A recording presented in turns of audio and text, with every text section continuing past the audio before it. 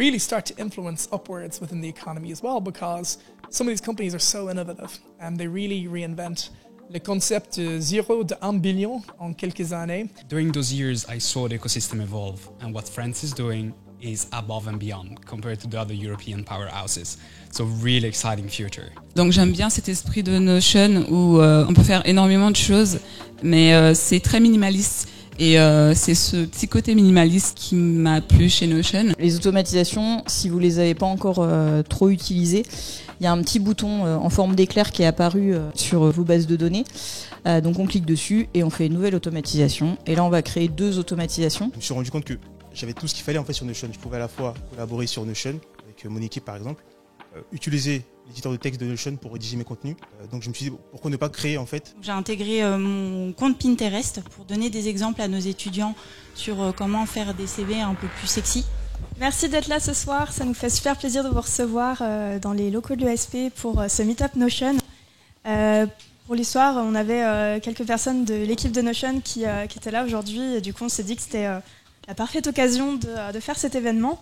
Donc vous aurez l'occasion de les rencontrer ce soir, mais aussi de les voir en MAA, donc un Ask Me Anything. Donc voilà, ça va être une super soirée. Il y a plusieurs conférences qui vont se passer. Ensuite, on aura un moment un petit peu plus détente avec voilà, dans l'arrière-salle un petit peu à manger, à boire, etc. Je vais laisser Pierre-Édouard faire un petit mot d'introduction, qui est du coup le directeur de l'ESP-ESD Paris, qui nous accueille ce soir. Merci à eux. Bonsoir, bienvenue à l'École Supérieure de Publicité. Je m'appelle Pierre-Édouard, je suis le directeur du campus parisien. Heureux de vous recevoir parmi nous. Heureux de voir Lou à nouveau, qui est une alumni de l'ESP et de l'ESD. Donc évidemment, je suis particulièrement fier de savoir qu'on a des anciens qui se lancent pleinement dans ce type d'action de mise en contact, j'entends, de gens. C'est dans l'enseignement quelque chose d'important, l'aventure humaine. Vous êtes tous manifestement fans de Notion et je comprends bien. Et du coup, c'est chouette de pouvoir aussi se voir et de pas toujours être derrière nos écrans. Donc, je suis très heureux de vous voir ici ce soir. Je sais qu'on a quelques étudiants de nos deux maisons présents et donc tout ça est très chouette. En quelques mots, vous rappelez que l'ESP, c'est la plus ancienne école de communication de France. On existe depuis 1927. Donc je suis d'autant plus heureux de me dire qu'on est les plus anciens et qu'on est probablement toujours les plus modernes. C'est un travail du quotidien que d'essayer d'avoir 2 coups d'avance. L'ingénierie pédagogique et notre métier, c'est de détecter les bassins d'emploi et de former des personnes qui, dans 1 an, 2 ans, 3 ans, 5 ans, s'épanouiront humainement. C'est la chose qui me fait me lever tous les matins. Et alors, particulièrement par les temps qui courent, arriver dans un centre de formation qui est bienveillant, qui nous permet de nous épanouir, je crois que c'est quelque chose de fondamental. Et en même temps, de maîtriser les métiers de la communication, du digital, du marketing, des outils. C'est aussi avoir une forme de pouvoir et de rappeler à tout le monde que ce pouvoir, il faut le raisonner et il faut, si possible, l'exploiter à bon escient. Voilà, quels sont les impacts de nos actions tous les jours. Donc je suis heureux de savoir que nous accueillons ce type d'événement et vous dire aussi que l'ESP et l'ESD à Paris cette année, c'est plus de 2000 étudiants, donc on est devenu un très gros acteur et vous êtes ici dans le campus plutôt dédié aux masters et d'ailleurs l'équipe des masters de l'ESP est ici présente, studieuse au fond, hein, c'est normal. On fait tout ça pour suivre ces différentes prises de parole ce soir et je les remercie de leur accueil puisqu'on est chez elles et aussi vous dire que l'ESP a créé il y a une dizaine d'années l'ESD, l'école supérieure du digital, qui a permis à Lou de finir son cursus et que du coup ce qui est la force de la maison, c'est aussi d'allier la technique à la stratégie et surtout de se dire on va utiliser les bons outils pour les bons besoins, voilà, et que du coup tout ce qui va tourner autour du no-code et de plateformes évidemment comme celle de Notion, c'est important qu'on enseigne ça aussi à nos étudiants. C'est pas la peine de monter une usine à gaz alors qu'il y a plein de solutions qui vont nous permettre d'être efficaces et de se concentrer sur le contenu, sur le sens, plutôt que sur la moulinette, si je puis dire. Voilà, donc encore une fois, bienvenue chez nous. Merci aux équipes Notion de nous faire aussi confiance, parce que quand on se pointe quelque part, c'est pas totalement neutre. On affiche sa marque et son énergie auprès de tiers. Donc voilà, j'espère que nous sommes un tiers de confiance. Et du coup, bien n'hésitez pas à me solliciter si vous avez des questions. Voilà. Encore bravo Lou pour toute cette belle organisation et passez une bonne soirée. Merci beaucoup.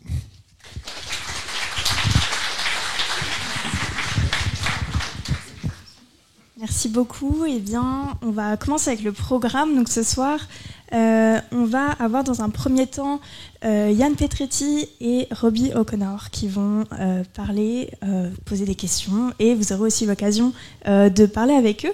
Ensuite, on va avoir John Hurley qui est au head de Product Marketing chez Notion, qu'on va retrouver en visio parce que du coup, il est aux US, mais sur lequel il va vous faire une présentation qui sera à propos de qu'est-ce qu'il y a maintenant dans Notion, dans le futur. Et également, vous aurez l'occasion de lui poser quelques questions. Et ensuite, on aura quelques power users de Notion qui vont vous faire des talks un petit peu plus rapides. Et puis, voilà, on se retrouvera ensuite pour du networking. Donc, je vais laisser du coup Yann et Robbie me rejoindre. Je vais leur laisser le micro pour échanger. Et puis, je vous passerai ensuite des micros pour poser des questions également. Merci à vous.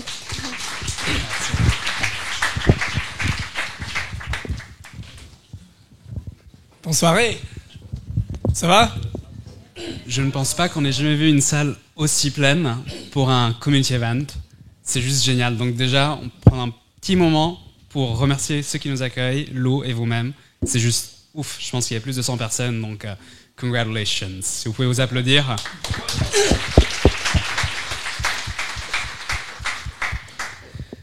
Le format d'aujourd'hui, ce sera une AMA, vingtaine de minutes, donc avec Robbie O'Connor.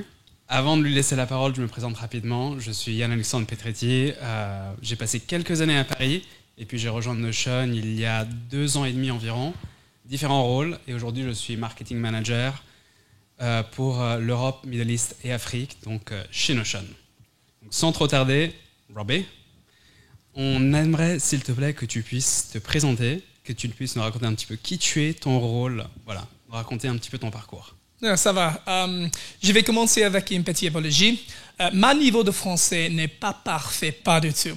Je parle un peu de français, j'ai une licence en français, j'ai une famille belge, mais publiquement, je n'aime pas parler trop en français, donc je suis désolé pour ça.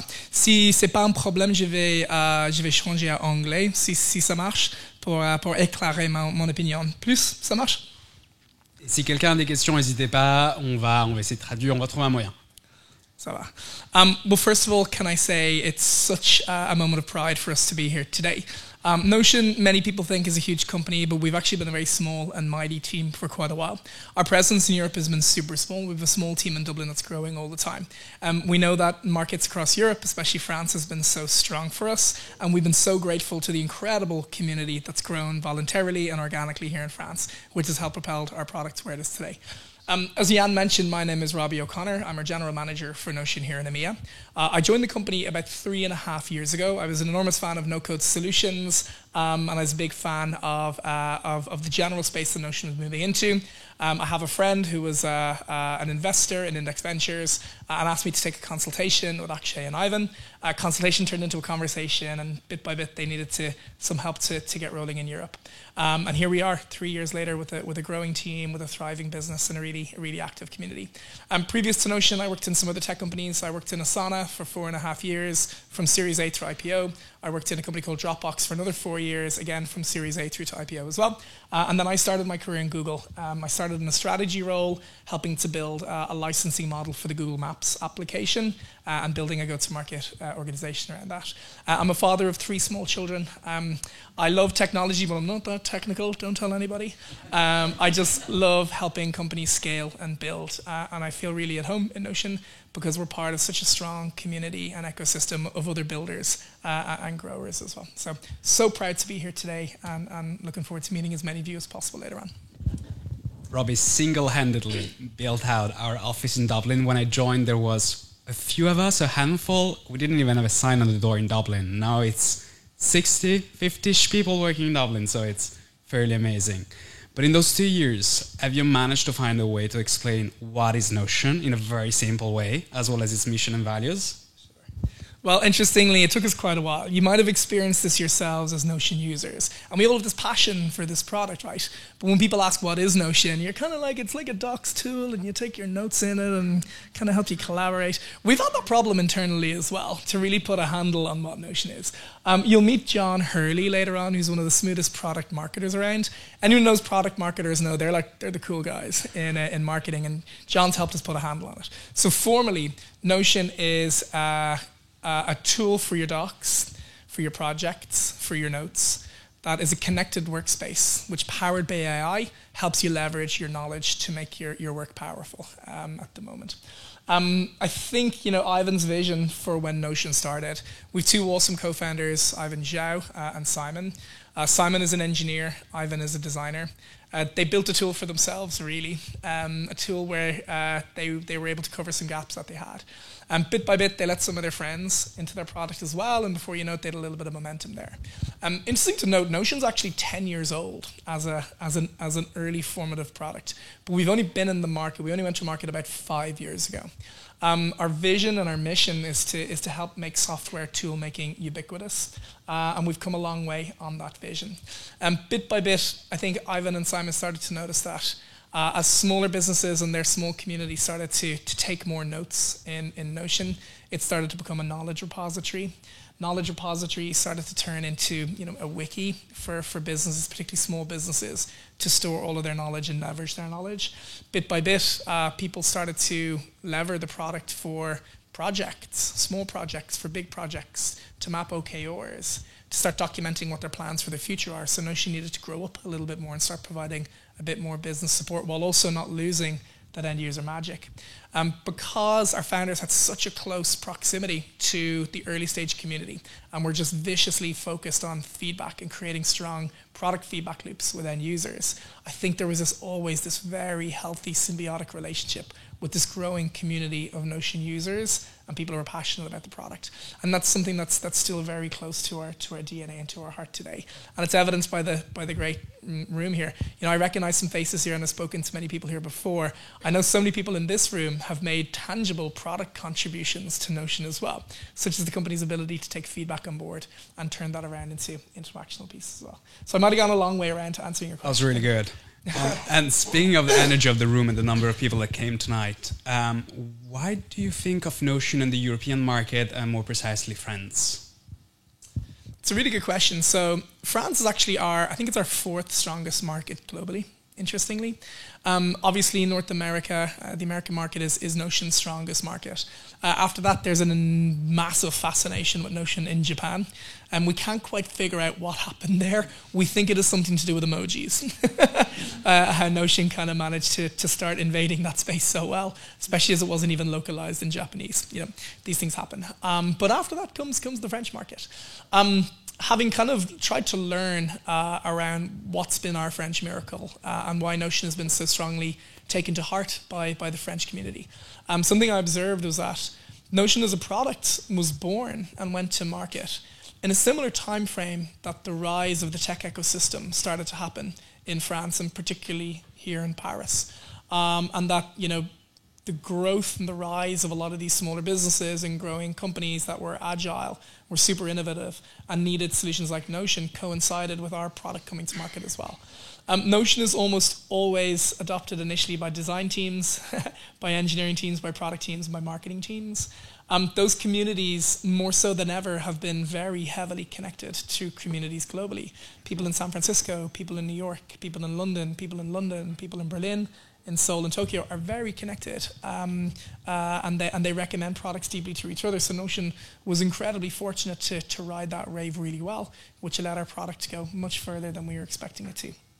So when you say much further than we're expecting to, do you have some numbers? Do you have some indications that you could share with us? Yeah, so here in France, I think that it's 80% of the top 120 tech companies in France are leveraging Notion in some form, a lot of it being very heavily deployed within organizations. I know that our startup program has been growing exponentially, and France has been one of our strongest contributors to it. We've got about 1,200 partners globally right now who are contributing to our startup program as well. Notably here in France, great partners like Station or Kima Ventures have been key to helping us grow within the space as well. And it's been super exciting to build this program here.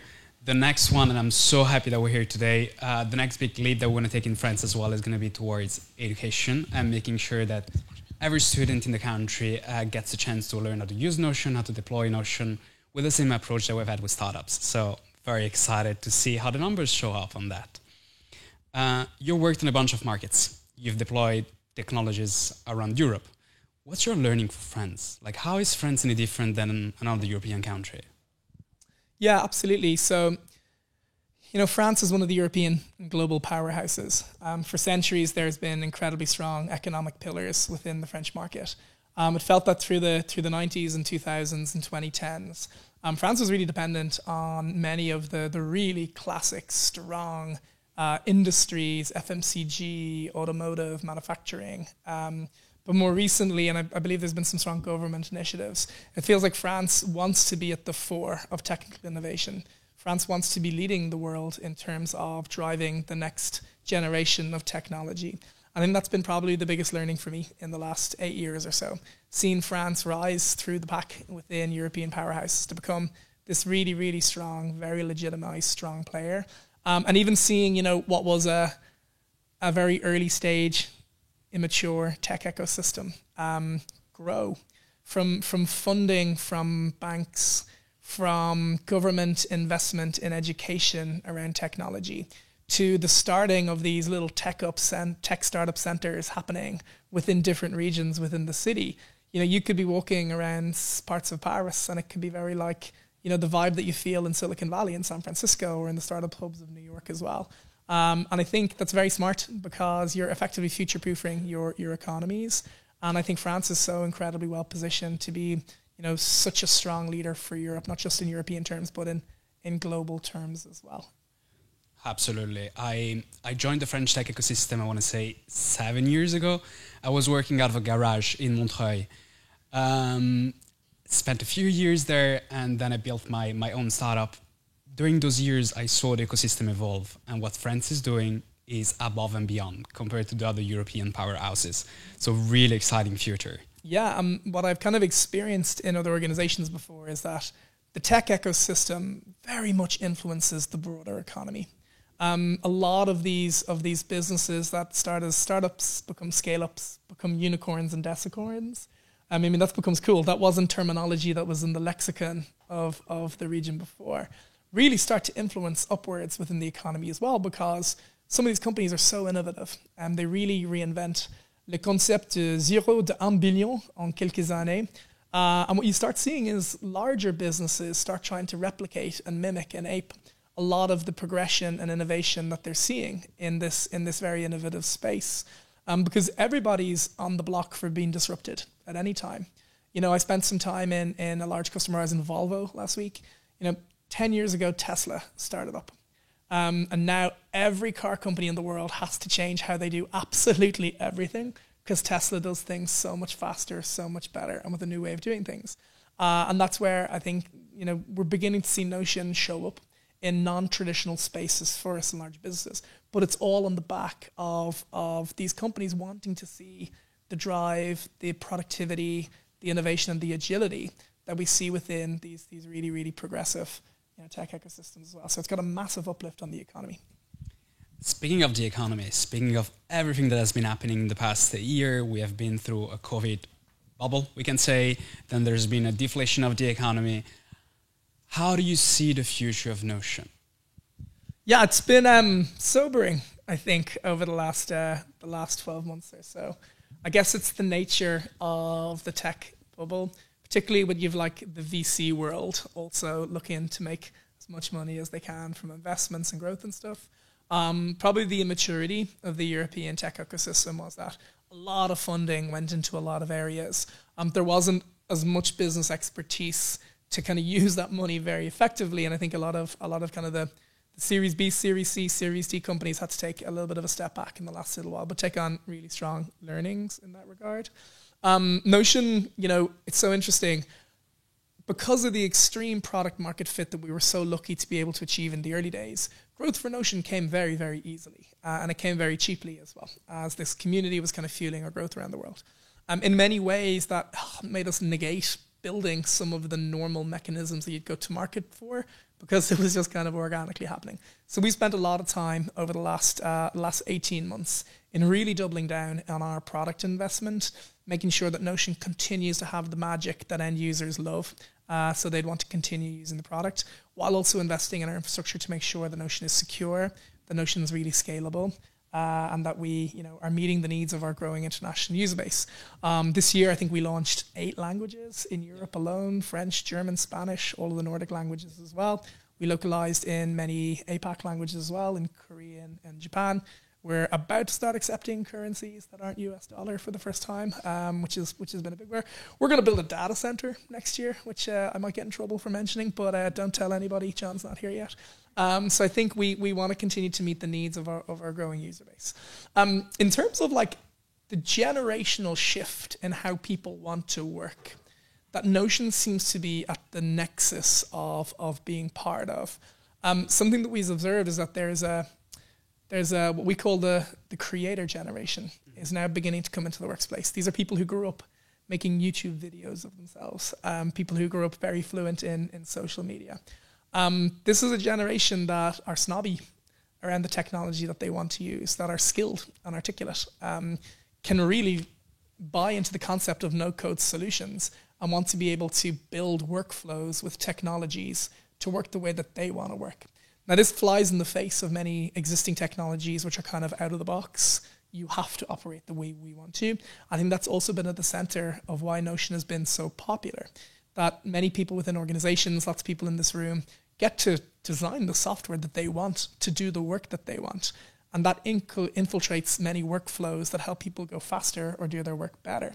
And that's a real tangible shift in how people kind of work. And if we play our cards right, we hope that Notion can continue to contribute to this global trend and this wave that's been happening, and continue to be a leader in this space with the great support and help of our awesome community as well, who always show us the way.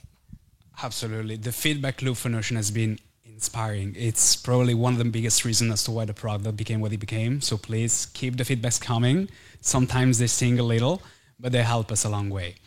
I think we have 1 minute left, and I know there are some students in the room who are talking about the future, but if you had to give one advice to the students that are looking to join the workforce, seeing how you've hired so many, including myself, what would it be? Good question. So I love I love hiring excellent talent. And excellent talent can have many different ranges of experience, and I don't think there's ever been a stronger generation that's entering the workplace. So I always advise people to know your value, understand your value, work really hard, do your best to impress whoever it is you're trying to impress, and lean in with curiosity to everything that you possibly can. Yann took a bet on joining Notion. We were very scrappy and early, and has worked so hard to build so many foundational programs within Notion. It's great to see you've grown into the role you have. We've Cian down in the room as well. He's another Irish Notino. You'll see him there. Similarly, was a startup founder based in Berlin. Startup didn't work out, sorry, Cian, but decided to come and join Notion as well and work hard. So if there's any advice I have to early stage talent is know your value, know your worth, find something you're passionate about, be curious for a number of years, acquire a bunch of skills, try to find the right landing zone. And apparently start a startup that doesn't work out. You did as well, right? I did as well. Okay. Thank you very much. I don't think we're going to have time for Q&A with Robbie, but we're staying here for an extra hour after Hurley's presentation. So if you have any question, come find him in a room. Thank you. Merci.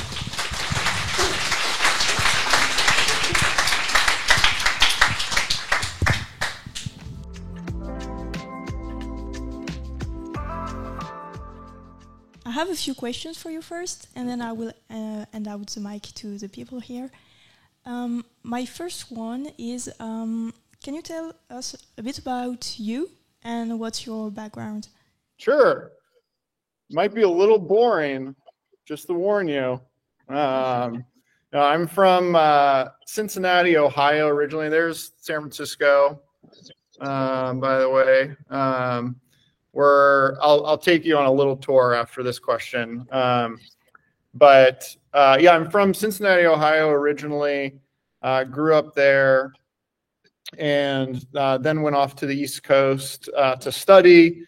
I thought I was going to be a Wall Street guy, but then I discovered technology and entrepreneurship, and started a few companies in college.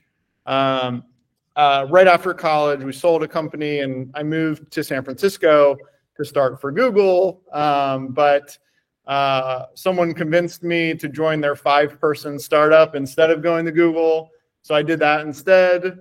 And I worked on that for 7 years, from all kinds of different roles, product roles, marketing roles, sales roles. And what an experience that was. We went all the way up and all the way down, raised over $150 million. And then eventually we actually went bankrupt, which was a challenging experience to go through. The next stop after that is I went to a company called Amplitude, which maybe some of you are familiar with. It's a product analytics company.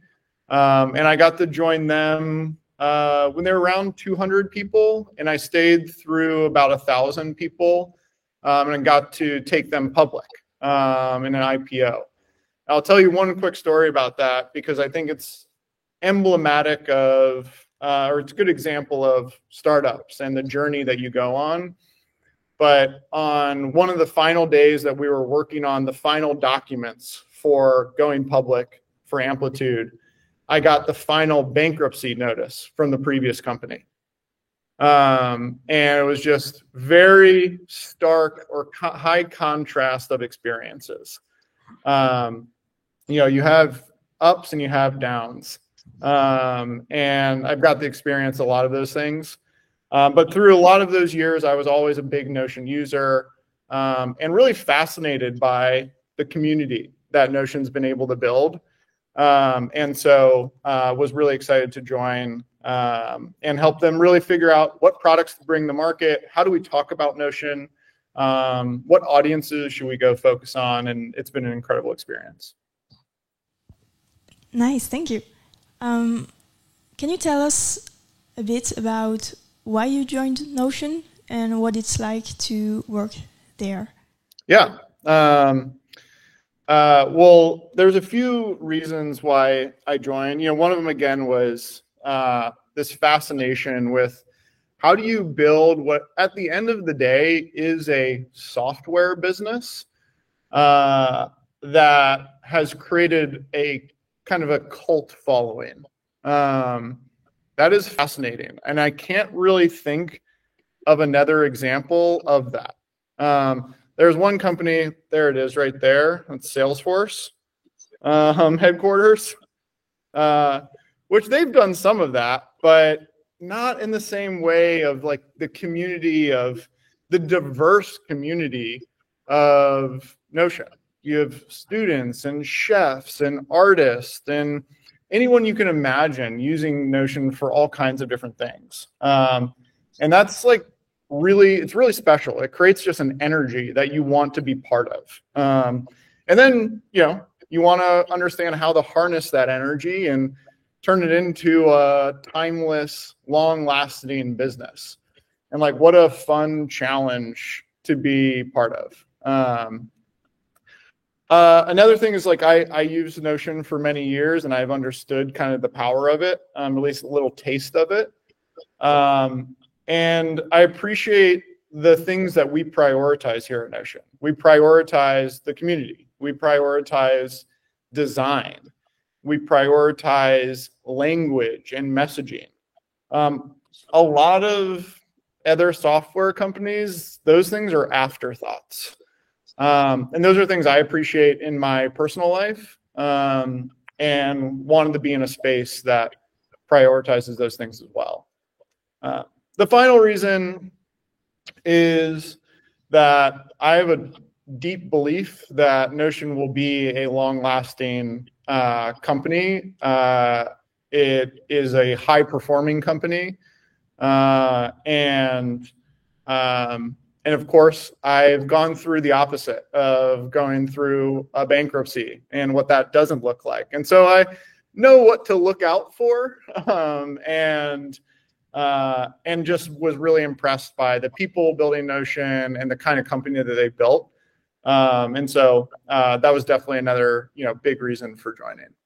What it's like to work here, well, let me take you on a little quick tour. Does that sound good? All right, let's check it out. All right, so here's some people in booths all working along. Let's see if the AI team is still working. All right, we're gonna say hi to Hillary. This is Hillary. Hillary runs Corp Dev, so she might buy one of your companies someday. This is the AI team in there. That's Sheer. She's the engineering lead. Everyone wave. This is about 100 people in Paris.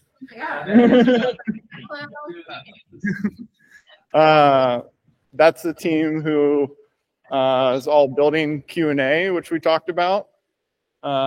We've been in there since 4:30 this morning.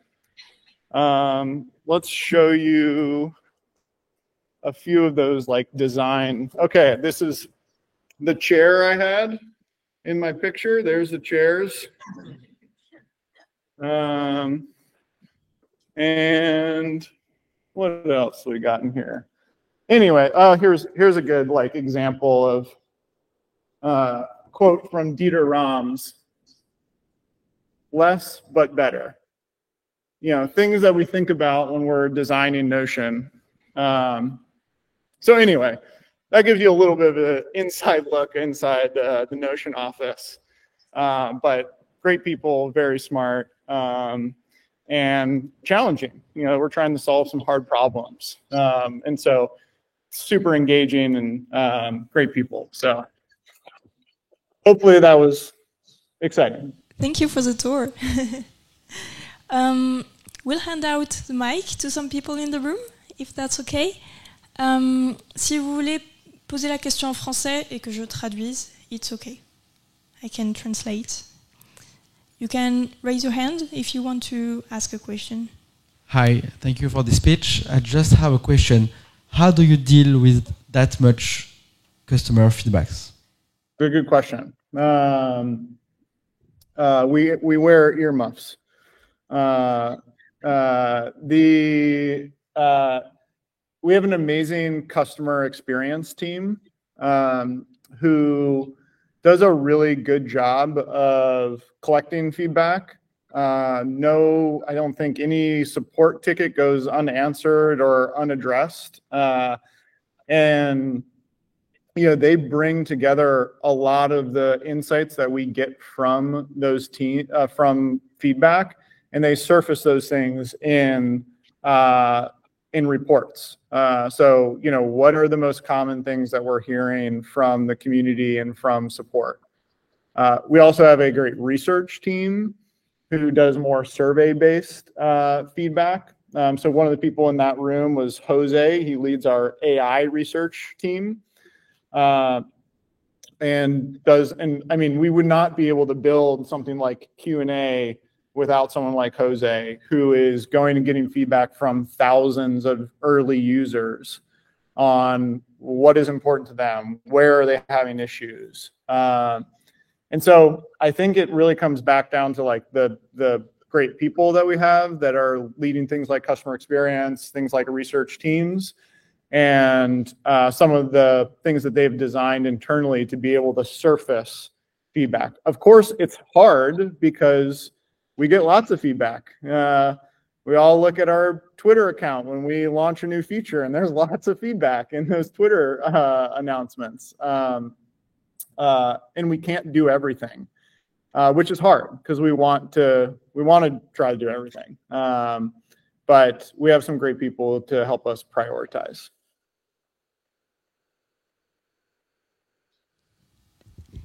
Do we have more questions? Yes.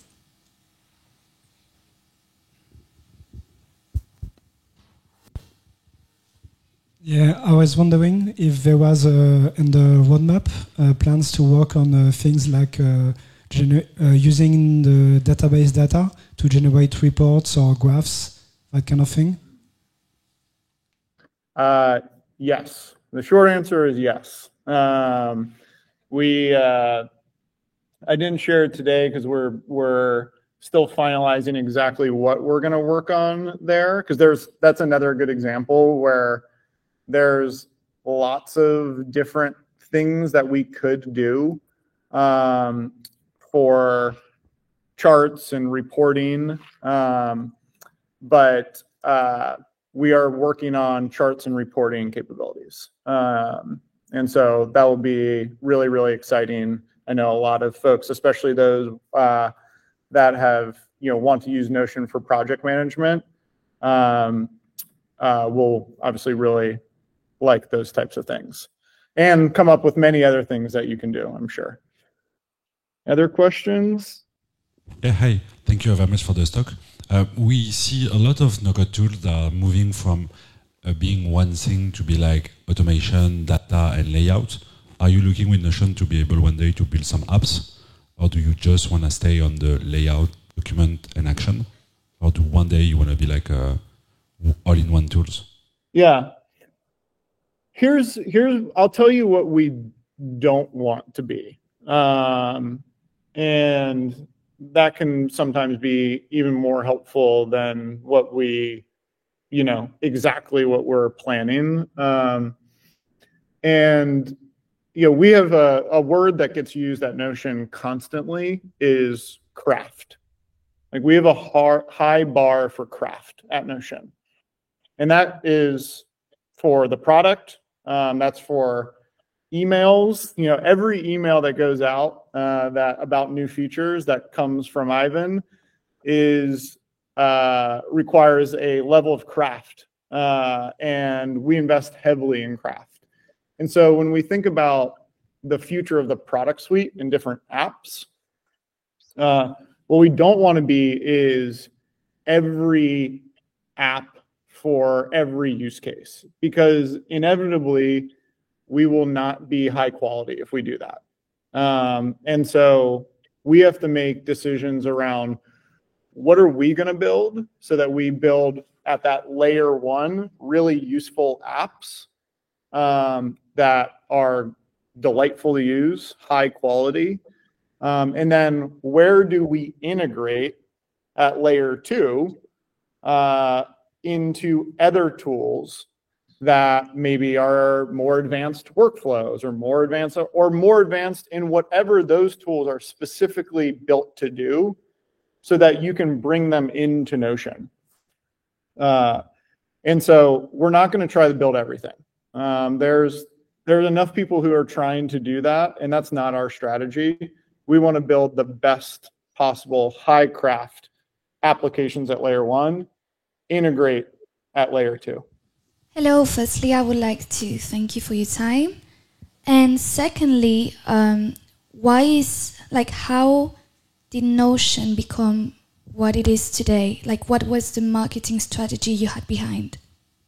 Yeah, I can share some of that. I haven't been here for the whole time, but definitely have learned some of the big bets that we've made. And I think sometimes, like, who we're competing with, right? Like, we're competing with, in a lot of ways, one of the greatest software company of all time, which is Microsoft. And then plenty of others, Google Workspace and Atlassian and, tons of other tools out there. And so when you're kind of thinking about, especially several years ago, you're a small company working out of a garage here in San Francisco, and you have this big idea that you're trying to build the modern productivity software. You have to play a different game. You can't play the same game as Microsoft or Google or Atlassian. You have to do something different. And if you try to just compete on enterprise sales, you're not going to win. If you try to compete just on distribution, you're not going to win. And so I think some people made some very smart decisions here that community was going to be our biggest differentiator. And that honestly matched really well with, again, some of the like ethos and mentality of how we were building in Notion. We wanted to create something very human. We wanted to create something that allows people to tailor it to what they need, which is, again, very like human kind of way of thinking. And there was this rise of tool makers and the creator economy at that time as well. And so it's like, how do we tap into that? Tap into the creators, tap into the tool makers, this kind of, then it wasn't even called this, but like no code revolution that was happening. And I think eventually there's the famous quote of like, businesses have like two strategies. You either unbundle or you bundle. And we're kind of in a new era where for the last 10 years, it's been about unbundling, where you buy all these different software solutions for each one of the use cases. Now we're in this era of bundling because it's more cost efficient. And frankly, a lot of the productivity is lost when you have to use 10 tools to do one thing. So Notion kind of came up with also this shift towards more of how do we bundle software? How do we, instead of using 10 tools, use the flexibility of Notion to create those tools all in one place? But that requires like the tool makers to do that. So I think like we tapped into a few of these different things. Community, tool makers, no code and creators, bundling, and we've emphasized those things pretty heavily. You don't see many other software companies having events like this, to be honest. Taking it on like funky, weird little tours in their office. Like we care so much about the community, we're continuing to like invest heavily in that. I'll give you one other like little example is like how we think about how we represent ourselves in the world, which is like all of these AI launches that have been happening. We're all getting lost in this like sea of sameness where they all are like, they're not playful, they're not delightful. In some cases, they're kind of scary. And, when we launched Q&A today, we like brought with it, the little Notion characters that we've created that are part of our brand that like make it feel more familiar and more human. We actually, our campaigns and brand lead on Q&A just put this in the window as I was talking to you guys, but there's our little Q&A characters right there. They're in our launch videos, they're on our web pages, and like, so there is like a brand element here where like Notion feels just different to interact with than some of the other companies out there. And that's very intentional. And it's also very genuine. Like when you meet some of our founders and you meet the people here, a brand kind of matches the people as well. So I think those things allowed us to play a different game than all of our competitors. And have led to a lot of success in doing that. Okay, and I have another question, if it's possible. Does Notion has access to our documents and information? Do we have access to it? Yeah. Can you like search my name and surname and see my documents right now? No, we cannot. No, we do not have access to spy on people. That would be a big no-no. We have, anonymized user data to understand like what features does a company or a workspace are they using, things like that. But we don't have access to any of your content in your workspace, nor do we have access to anything like you as an individual. We know maybe you as a anonymous user and the things that you do in Notion so that we can improve the product. but not access to information in your workspace. Thank you. Thank you so much, John, for your time. A round of applause for John. Thank you. Thank you. Next time I'll be there in person with you all. Yeah, we hope to see you for the next meetup. Thank you so much. Bon, on va passer à la dernière partie de nos présentations du coup pour ce soir. On a plusieurs personnes qui sont des utilisateurs super forts de Notion qui vont nous parler un petit peu d'utilisation qu'ils font. Et bien, ça va être un petit moment où ils vont vous présenter ça. Et ensuite, si vous voulez, vous pourrez également poser vos questions sur ce qu'ils auront présenté. On va commencer par Marie qui va vous parler tracking de temps. Bonsoir à tous. Donc, moi, aujourd'hui, je vais vous montrer comment j'ai utilisé les... Il n'y a plus de signal, par contre.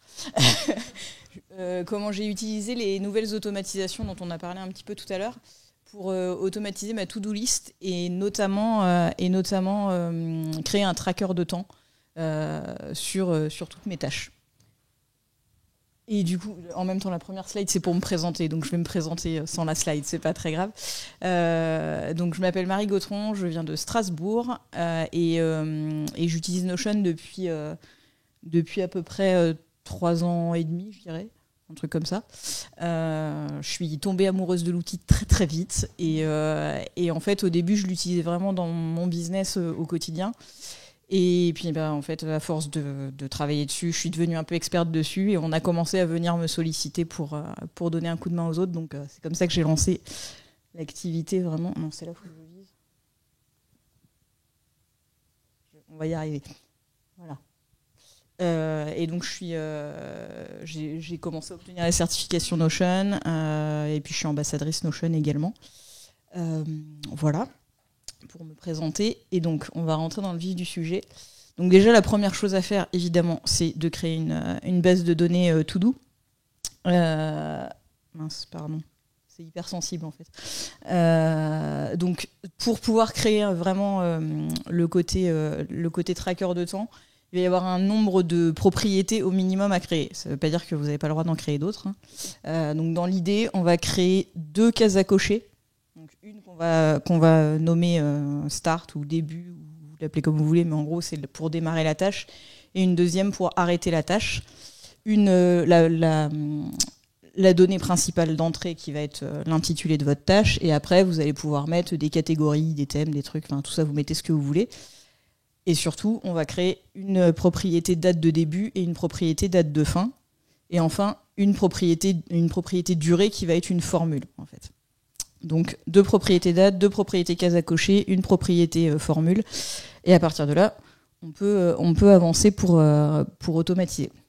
Donc la propriété durée et la propriété formule, il faut quand même un petit peu rentrer dans le détail. L'idée, c'est d'aller lui dire, je veux prendre la date de fin, la date de début, et je veux calculer la différence entre les deux pour savoir le temps que j'ai passé sur ma tâche. Donc c'est une formule relativement simple, je vous l'ai mis ici. En gros, si la tâche n'est pas terminée, donc si on n'a pas coché cette petite case-là, on ne calcule pas encore la durée. Par contre, à partir du moment où on a terminé la tâche, on va lui dire « je veux le date between », donc la durée entre la date de fin et la date de début. Je la veux en minutes. Et en fait, moi, pour que ce soit plus simple, je la transforme en heures pour pouvoir faire une somme. Vous voyez, sur ma dernière colonne, je fais une somme pour voir le temps que j'ai passé sur ma journée, en fait. Donc, du coup, je le transforme en heures, je divise par 60, et après, j'ai fait un petit arrondi pour qu'on puisse être pas avec 50 000 chiffres derrière. Donc, c'est une formule assez basique pour ça. Et puis, ensuite, on va pouvoir, du coup, travailler sur l'automatisation. Donc les automatisations, si vous les avez pas encore trop utilisées, il y a un petit bouton en forme d'éclair qui est apparu sur vos bases de données. Donc on clique dessus et on fait une nouvelle automatisation. Et là on va créer 2 automatisations. Donc la première, on va créer le début de la tâche. Quand je coche ma case start, je veux que la date de début se mette à l'instant T. Et puis après, une deuxième, quand je coche la fin de la tâche, je veux que la date de fin se mette à cette date-là. Si on fait une erreur, des fois on peut cocher trop vite. J'ai aussi rajouté une petite automatisation pour annuler la fin d'une tâche. En gros, j'avais fini, mais non, en fait, j'avais pas fini. Je m'y suis remise, donc en fait, j'efface le truc précédent et je remets une date de fin quand vraiment je vais cocher la tâche.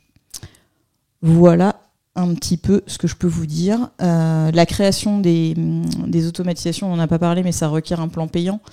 Si vous n'avez pas de plan payant, en revanche, vous pouvez télécharger des templates qui ont déjà des automatisations et utiliser les automatisations telles quelles. Je vous le dis aussi parce que l'automatisation que je viens de vous présenter, vous allez pouvoir la retrouver si vous voulez. Hop, j'arrive pas. Voilà, sur mes templates gratuits, et notamment le template de To-Do que vous pouvez retrouver si vous voulez en scannant ce QR code. Et voilà, j'en ai terminé. Oui, si vous avez des questions. Merci beaucoup, c'était très chouette.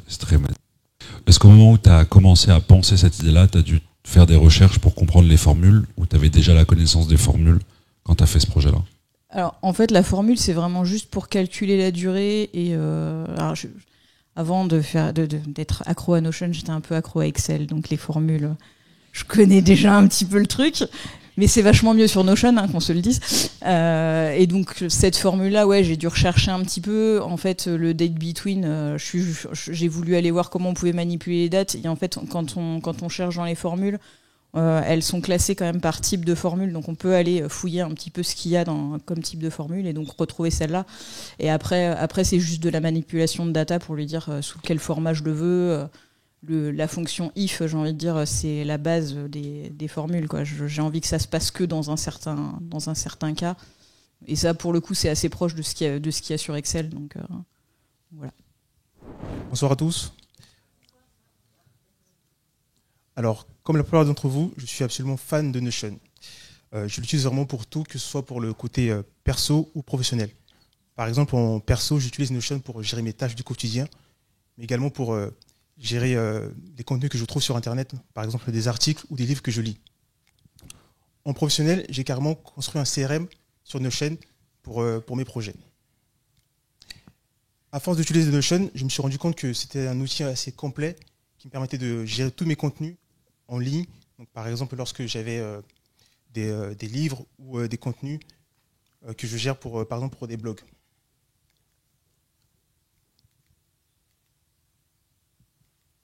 Voilà. Pour me présenter assez rapidement, je suis Berdrigue, donc je suis entrepreneur et freelance développeur. Ça fait maintenant 4 ans que j'utilise Notion depuis qu'elle m'a été recommandée par un ami. J'étais pas très chaud au début en vrai, mais il a assez insisté et j'ai fini par utiliser Notion et pour ça je le remercie aujourd'hui.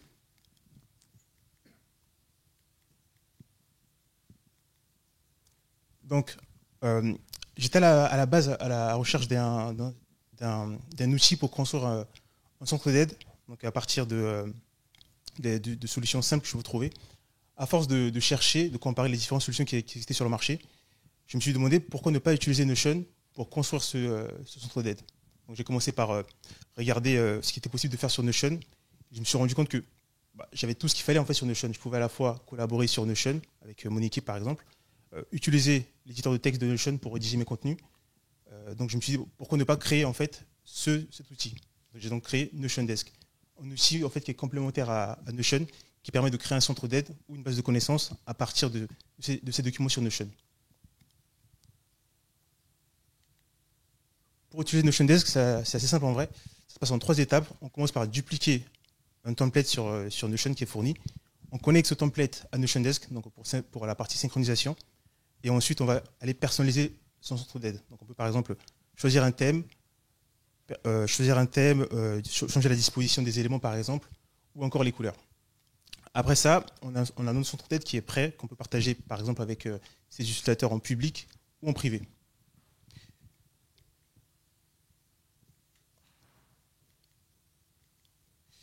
Je vais à présent vous parler de quelques cas d'utilisation que j'ai actuellement sur Notiondesk. Donc j'ai des entreprises qui l'utilisent comme centre d'aide pour leurs clients, mais également des entreprises pour la formation pour leurs étudiants. Donc le premier cas, voilà. Donc le premier cas, donc je pense que vous l'imaginez, donc c'est le cas de Notiondesk, puisque j'utilise également Notiondesk pour créer le centre d'aide de Notiondesk. Voilà. Ensuite, Il y a également le cas de Pathway qui utilise Notiondesk pour créer un centre d'aide en multilangue, donc à la fois en anglais et en russe pour leurs clients. Il y a aussi le cas de School Lab qui utilise en fait Notiondesk comme ressource, comme base de connaissances pour leur start-up, donc, afin de leur fournir de la documentation, des éléments comme par exemple des documentations sur le marketing ou la partie finance.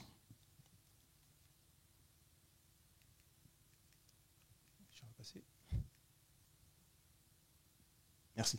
Et enfin, le dernier cas, c'est le cas de Estimate One, une start-up qui met en disposition des entreprises une solution de mise en relation entre les constructeurs immobiliers et les fournisseurs. Donc, ils utilisent Notiondesk en fait pour créer plusieurs centres d'aide par segment utilisateur. Donc voilà, merci beaucoup. Si vous avez des questions, n'hésitez pas. Merci Berdrigue. Si vous avez des questions, vous pouvez lever la main. Hello, moi j'ai une question. Comment tu gères le référencement SEO? Merci pour ta question. C'est tout. Alors, pour le SEO, en fait, Notiondesk a été créé de base pour régler cette problématique-là. Donc, tous les centres d'aide qui sont créés à partir de Notiondesk sont optimisés pour le SEO, avec les optimisations de base, comme les méta tags qui sont par défaut inclus, le fait de gérer en fait les différentes langues. C'est également géré en fait automatiquement avec Notiondesk. Donc, je ne sais pas si tu as des questions plus spécifiques sur ça, mais voilà. Ouais, j'aurais juste une question sur la traduction. Tu as une interface de traduction ou c'est la traduction automatique? Alors en fait, toute la traduction se passe sur Notion. Donc comme je le disais au début, tous les documents en fait sont gérés sur Notion, donc également la traduction aussi. Donc, tu peux en fait créer des différentes pages sur Notion que tu vas aller mettre en fait le label en fait la langue pour chaque article. Et ensuite, Notiondesk s'occupe de faire le lien en fait entre tes articles et la partie qui est visible pour les utilisateurs. Je rajoute qu'avec Notion AI, c'est possible de traduire. Exactement. Salut, merci pour ta présentation. Je voulais savoir actuellement, Notiondesk, j'ai déjà consulté rapidement ce que ça faisait et je trouve ça super, donc bien joué à toi. Et je voulais savoir, pour la catégorisation, jusqu'à présent, il me semble que tu ne prends pas en charge les relations en tant que propriété Notion pour l'outil. Est-ce que tu penses qu'à l'avenir, ça sera quelque chose de possible? C'est-à-dire les relations C'est-à-dire la propriété relation actuellement, tu ne la prends pas en charge, c'est-à-dire pour créer ton centre d'aide, ton wiki. Est-ce que tu penses que techniquement, ça sera possible à l'avenir de servir de relation pour catégoriser tes wikis? Ok, je comprends mieux. Alors oui, c'est vrai qu'actuellement, en fait, on peut créer des sous-catégories, des sous-sous-catégories, il n'y a pas de limite en fait, avec Notiondesk. C'est pas le cas actuellement, mais je pense que techniquement, ça devrait être possible de relier ça, donc je note ça. Ok, super. Du coup, là, pour te contacter, si on a des suggestions, c'est directement à l'email qu'on voit juste ici. C'est ça, ouais, tu peux me contacter sur mon email. Ok, ça marche. Merci beaucoup, c'est très chouette. Comment est-ce que, quand tu te lances sur un projet comme ça, en tant que fondateur et créateur de ça, t'imagines ou tu essayes de percevoir sur si un jour Notion sort cette feature en interne, comment tu dis, ok, est-ce que c'est possible, est-ce que je vais aller les voir pour essayer de leur proposer? Genre, c'est comment ton quotidien en disant que un matin tu peux te réveiller et ça peut être internalisé dans l'outil? Ouais, c'est vrai que la plupart des outils qui sont dépendants de d'autres outils ont ces problématiques-là. J'ai pensé dès le début aussi, sachant que Notion pourrait très bien faire quelque chose d'assez similaire. Mais je pense que Notion, comme il a pu l'expliquer, ça va être un outil qui va rester au level 1, layout 1. Donc, je vois Notiondesk comme un plugin pour Notion. Donc, je pense pas que j'aurai ces problématiques-là. Je pense que ce qui pourrait peut-être arriver, c'est le fait de permettre aux gens de créer des pages web à partir de Notion, qui est assez général par rapport à ce que je fais avec Notiondesk. Voilà. Merci Berdrigue, super. Merci.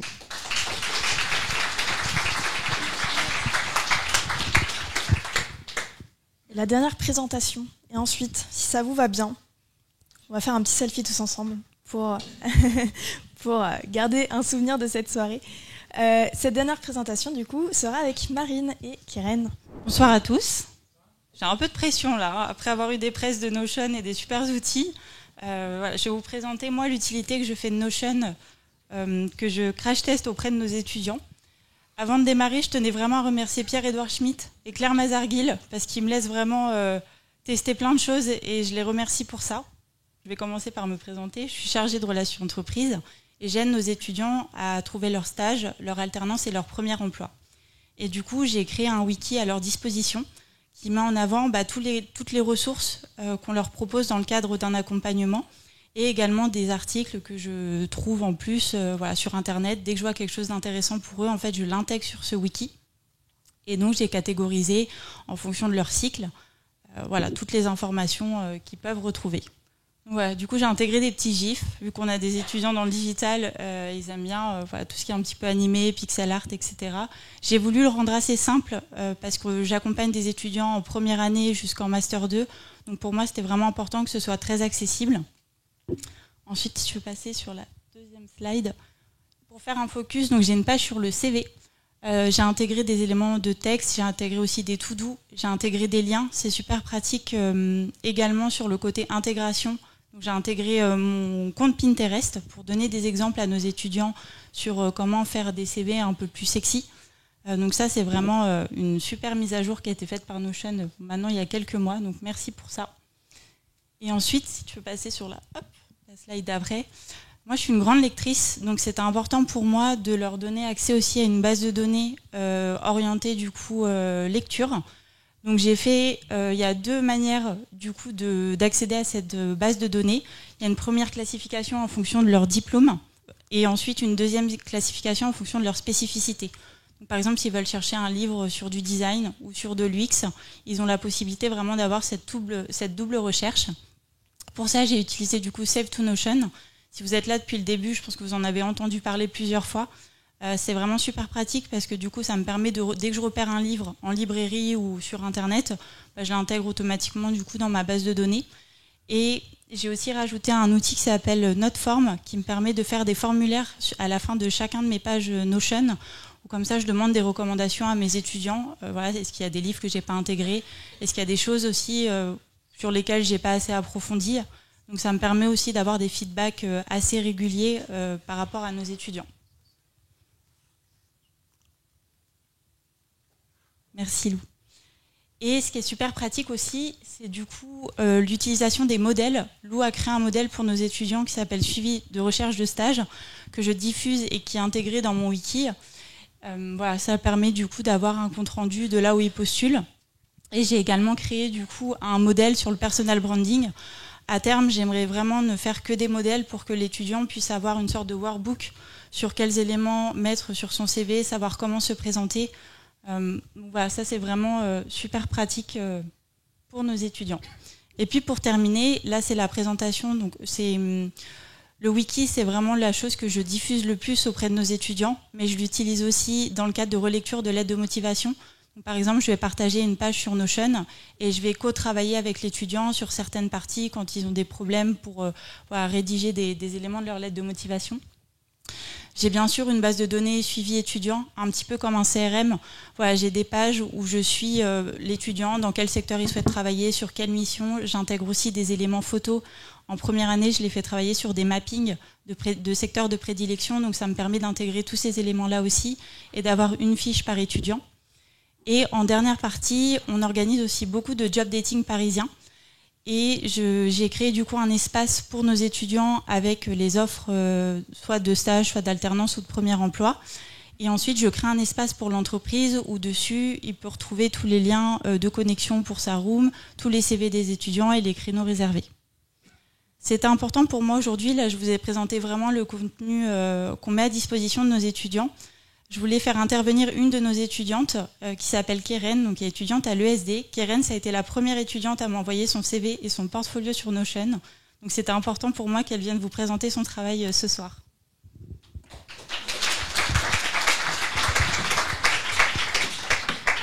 Merci à tous. Je vais vous présenter mon portfolio que j'ai fait sur Notion. J'ai été en période de recherche de stage, du coup, voilà.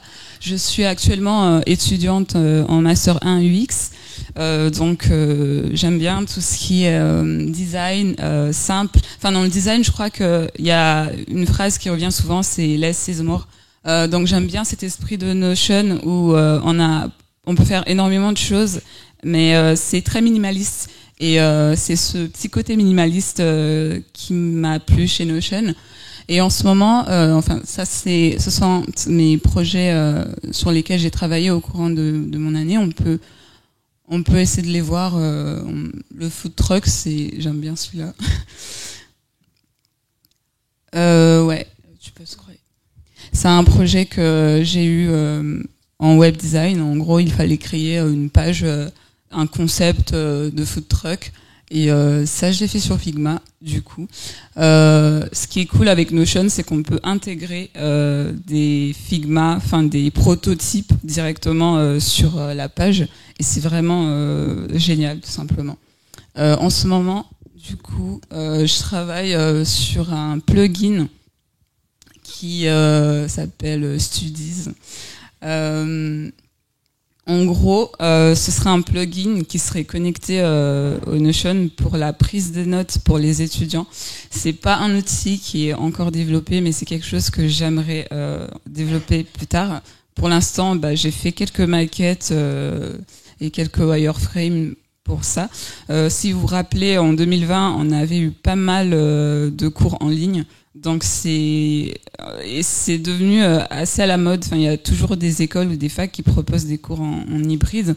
Et moi personnellement, je prends mes notes sur Notion et beaucoup d'étudiants aussi prennent leurs notes sur Notion. Donc ce serait vraiment un outil, si le Figma veut bien charger, qui permettrait aux étudiants du coup de se connecter à leur salle de classe en ligne. Et de voir leurs cours, de voir les notes qu'ils ont pour leurs cours et de prendre directement leurs notes sur Notion. Et les profs pourront voir aussi, s'ils le souhaitent, des devoirs sur Notion, etc. Donc voilà, le Figma ne veut pas s'ouvrir, mais c'est pas grave. Donc voilà, c'est un projet sur lequel je travaille. Et voilà, c'est grâce à Notion, tout ça. Merci beaucoup.